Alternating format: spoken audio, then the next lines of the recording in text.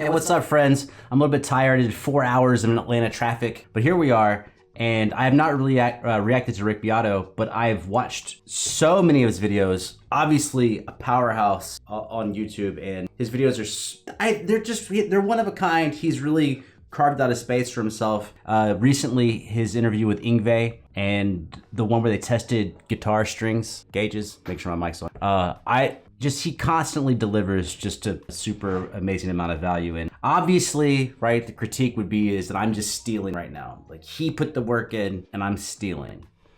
That's fair in a way, but I like to think of reaction videos the way I've never heard anyone else on YouTube say it, and maybe eventually they'll steal from me. I think of it like sports commentary. I was not in the game, be it football, baseball, basketball, whatever. I was not in the game, they didn't hire me to play. I was not a coach, but I watch it and you watch it and we talk about it together.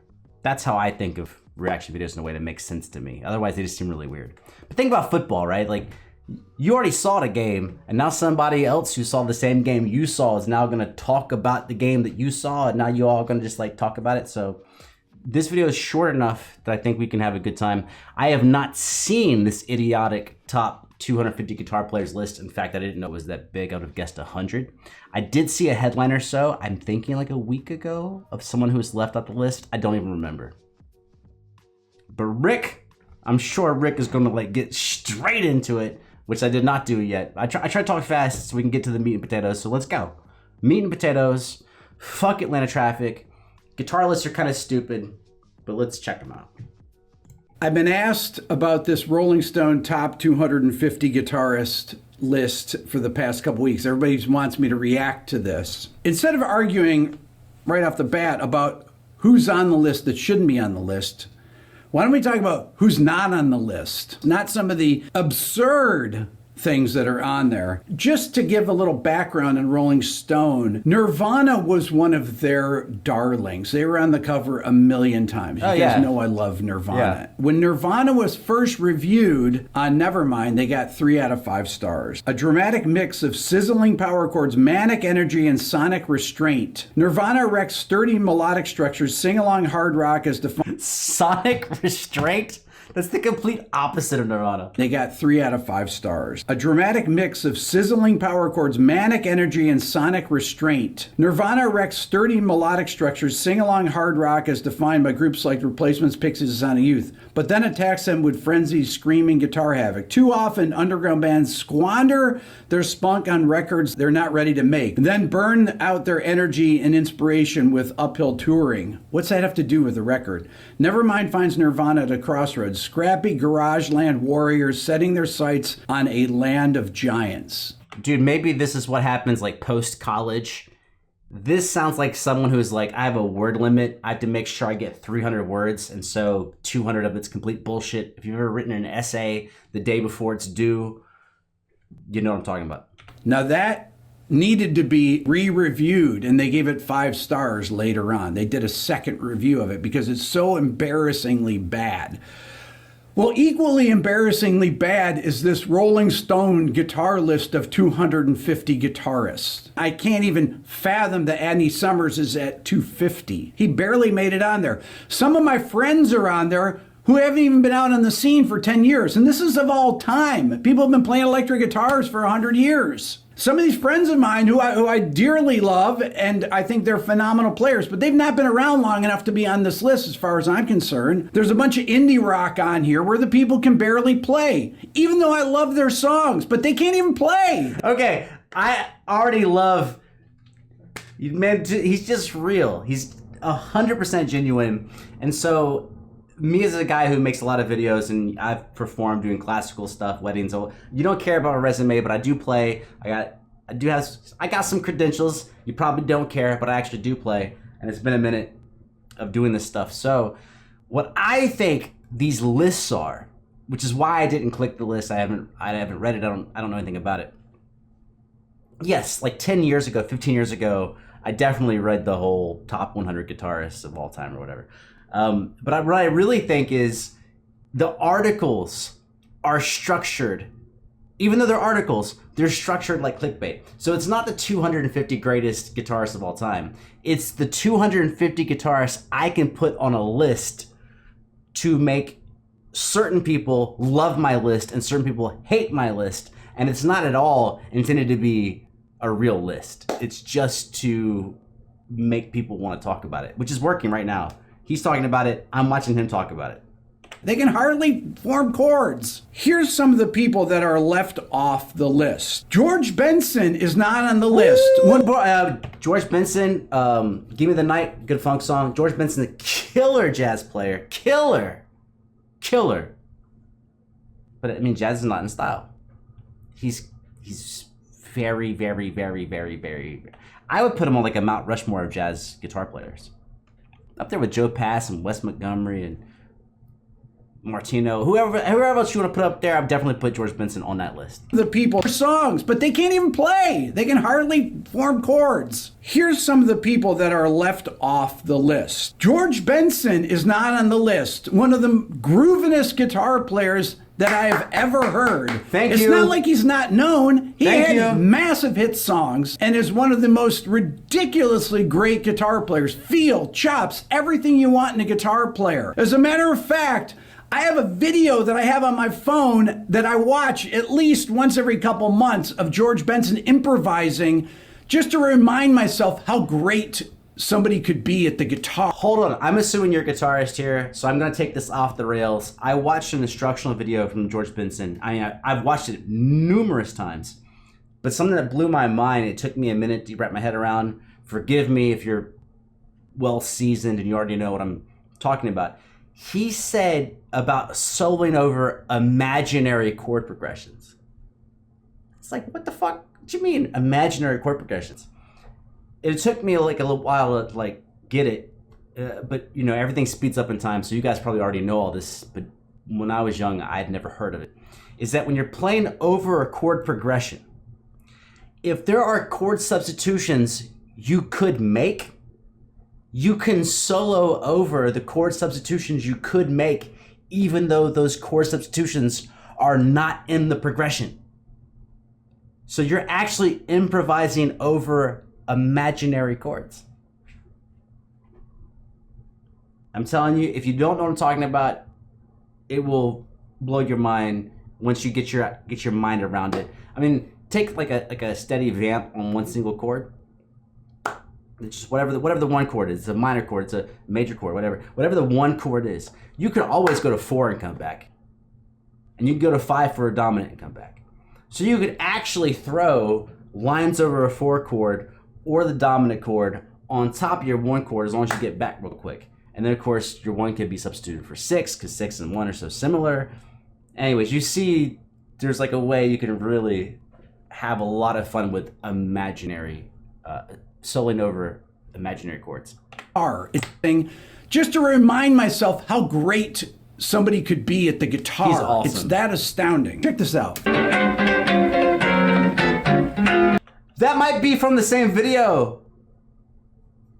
I think in the clip I was watching, I think he was playing a nylon string, which is a little weird for jazz, but I think it might be the same video because it's got that fireplace. He's probably got the turtleneck on or something.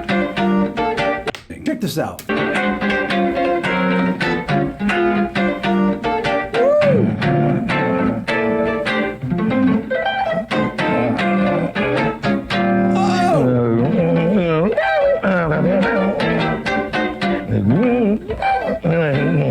That's definitely the same video. There's the nylon string on the right. Man, I can't make this shit up. It's been a while, but the fireplace, I think it's a turtleneck, maybe it's not. But the nylon string, I have not watched this video, man. If you think I cheated, y'all can go fuck yourself. I didn't cheat at all. Why would I cheat? My videos suck already. Why would I cheat?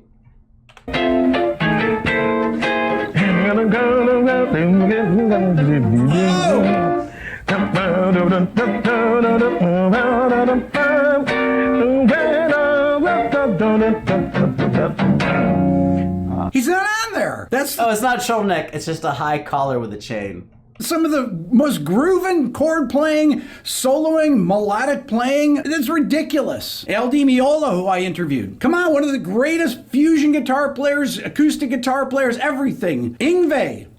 Yngwie's not on there? What? How is Yngwie not on there? Is that possible? Maybe I read it wrong. Peter Frampton. Maybe I don't know anything or something, but Peter Frampton's not on there? Come on, man. Peter Frampton is incredibly influential, at least to every guitar player I know that's a great player. Wow. Neil Schon from Journey? Oh my God, he's like one of the most copied guitar players out there. Give me a break. You can sing every one of his solos. They had all these hit songs. He's an incredible improviser. Tommy Emmanuel? Wait a minute. Is that possible? Is it possible that Tommy Emmanuel is not on there? Okay, obviously every single person he's mentioning is not good or not great. They are at the top of what they do. So Tommy Emmanuel plays I'm not sure how you would classify it.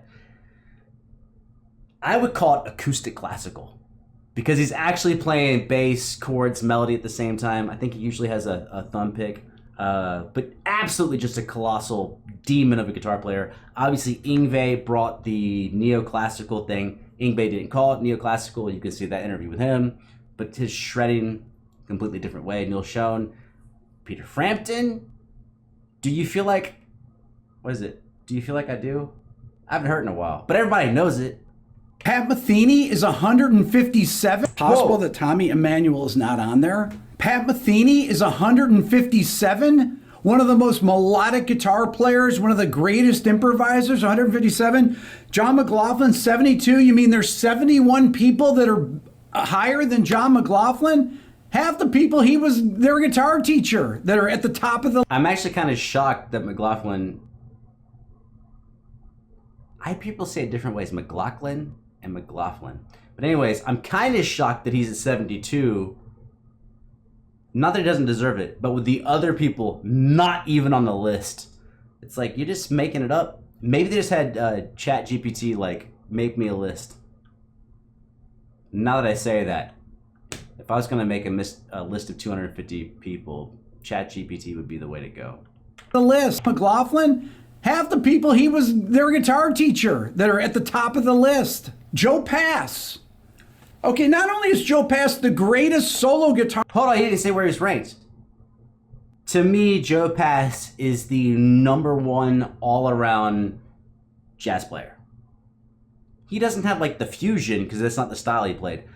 I mean, as far as like with an amp and, you know, electric distortion and compression and all that junk.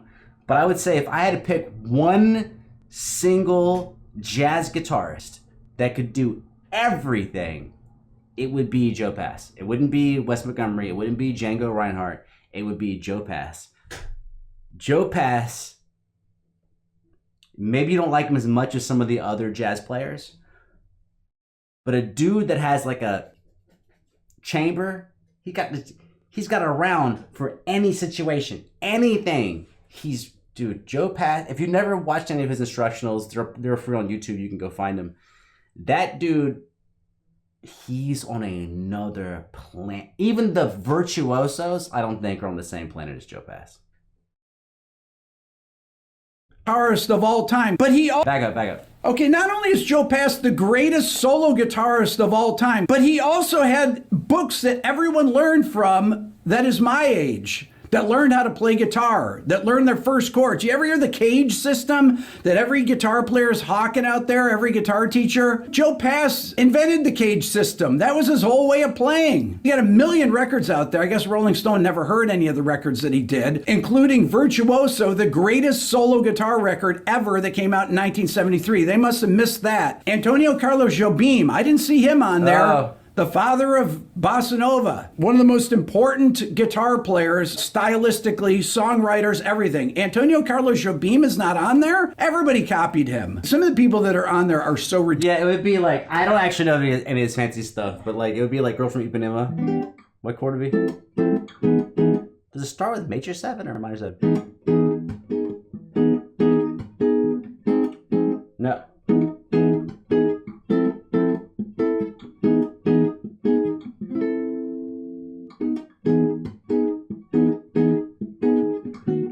Anyways, I don't know the fucking song. I mean, I played Girl from Ipanema a zillion times, but not in the last 5 years. That little no. Of course, his guitar playing's way better than anything I just did. But like, you might recognize that style. I don't even know I just played that. It wasn't even right. ridiculously mediocre or bad players. And these people are not even on it. There's no Tom Schultz from Boston on here. Do you know how many people copied Boston's guitar sound? Everyone copied their sound. Def Leppard, everybody had a Rockman in the early 80s. You talking about influential, greatest? What is this? Guthrie Govan is not on here. Now I understand this, that Guthrie doesn't have that many records out there. Guthrie is a monster. And if you don't know Guthrie Govan, go look on YouTube. Yeah. There's a million videos of him on there. People are literally terrified of Guthrie. They don't even want to get on stage with him. He's that good. Yeah. But lastly, Alan Holdsworth is not on the list. If you ask everyone that's alive that's at the top of the list about Alan Holdsworth, they all say the same thing. He's the guy. How do you have this list without Alan Holdsworth? Bro, if you have any time, well, if you got a little bit of time, I would go check out, I assume it's an instructional video. Shut up, Siri. An instructional video. It's on YouTube. Alan Holdsworth teaching. I don't know what it's from. This dude's approach to the fretboard, there's no one else I've seen talk about it or describe it that way. Where he's like, I just see the fretboard in the series of dots. Yes, obviously dots could be scales, could be modes or whatever. But he's like, all of these dots are up for grabs. And then when things change, these dots are up for grabs and these other things. And the way he explains it is like so weird. Because he's not really talking about chords or arpeggios or scales. He's almost looking at the fretboard as a number set. Mathematics, matrices. He's looking at like a set of elements. And that under certain conditions, these elements are useful. But he makes it clear that he's not going, these are the elements of a major scale. These are the elements of a minor scale. This is a Dorian, blah, blah, blah. No, he's just like, I just see the colors change. And all of these dots could be cool dots. And then when it switches, and then he just shreds the craziest long legato lines. There's only two types of people watching this part of the video. Either you know Alan Holdsworth is a fucking alien, or you don't know what I'm talking about. Everyone who knows he's an alien is like, he's an alien. He's an absolute alien, was an alien. But like, his music is weird as fuck. His music's very, very, very weird. You might not fuck with the music at all. But his guitar prowess is like on another fucking planet.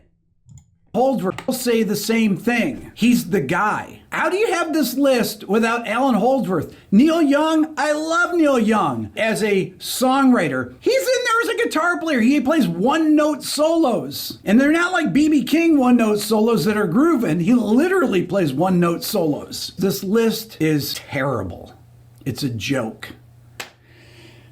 Anyhow, I'm going to do a shameless plug here. If you want to know those chords that George Benson's playing, they're all part of my Beato book interactive. Now, it's not going to show you how to play them grooving like George Benson, how to improvise like that. That you got to do on your own. But you can get all my courses for 99 bucks. Leave a comment. Love to know what you think. Thanks so much. I left this plug in. On every other video, I skipped the plug. I have not bought Rick's products, but I do absolutely love him as a creator. And so, fuck it, man. If I'm watching your video, you can leave your plug in on my video that I'm stealing from you. That you're stealing from a list. Whatever it takes for you to get educated, or educate is probably like a bad word nowadays. Whatever it takes for you to have a new paradigm, a new way of looking at information and bring the information in. There's a lot of free resources, obviously, Reddit, YouTube, whatever. No, there's nothing wrong with buying stuff. I mean, I don't like buying shit because I bought a lot of shit. It was overpriced back then. But I didn't have Rick. Can't believe I just made this video. I had a good time. And if you're still here, you had a good time too. I love you. I'm out.